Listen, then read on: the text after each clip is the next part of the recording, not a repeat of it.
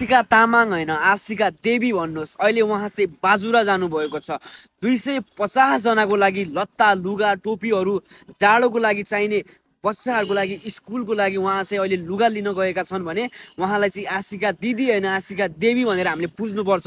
उहाँलाई चाहिँ बाजुरामा अहिले भव्य तरिकाले बाजा गाजा साथ उहाँलाई स्वागत गरिएको छ भने उहाँ नाच्दै रमाउँदै सबैसँग रमाइरहेका छन् र उहाँ चाहिँ यसरी रमाइराख्नु भएको छ र उहाँले सबैजना बाजुराका व्यक्तिहरूलाई पनि रमाइरहेका छन् एकदमै भव्य तरिकाले। हो यस्तोजनालाई हामीले अगाडि बढाउन जरुरी छ। एउटा नारी मान्छेले यतिको गर्नु हाम्रो देशको लागि धेरै नै हो। हामीले यस्तो मान्छेलाई चिनाउनु पर्छ, यस्तो मान्छेलाई सम्मान गर्नुपर्छ, यस्तो मान्छेलाई हामीले मनमा राख्नु मनमा सजाउनु पर्छ।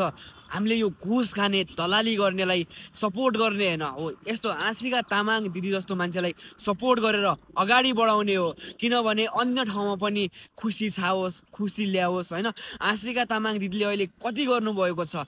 पहिला उहाँलाई कतिजनाले गाली गर्नुहुन्थ्यो, कतिजनाले के भन्नुहुन्थ्यो, तर अहिले देख्नुभयो कुन मान्छे काम लाग्यो र कुन मान्छे काम लागेन भन्ने हजुरले सही समय आएपछि चिन्नुभयो हो। त्यसै गरी हामीले आशिका तामाङ दिदीलाई अझै अगाडि र अझै माया अझै साथ सपोर्ट दिन जरुरी छ। यदि हजुरहरूले पनि सहयोग गर्न चाहनुहुन्छ भने आशिका तामाङ फाउन्डेसन दिदीको उसमा गएर हजुरले मेसेज गरेर त्यहाँ क्युआरमा 1 रुपियाँ हुन्छ कि 2 रुपियाँ हुन्छ कि सानो सहयोग गरिदिनु होला। हजुरको 1 रुपियाँले अहिले 250 जनाको लागि उहाँले सहयोगको लागि बाजुरा सामान लगेर जानुभएको छ भने एकदमै खुसीको कुरा छ।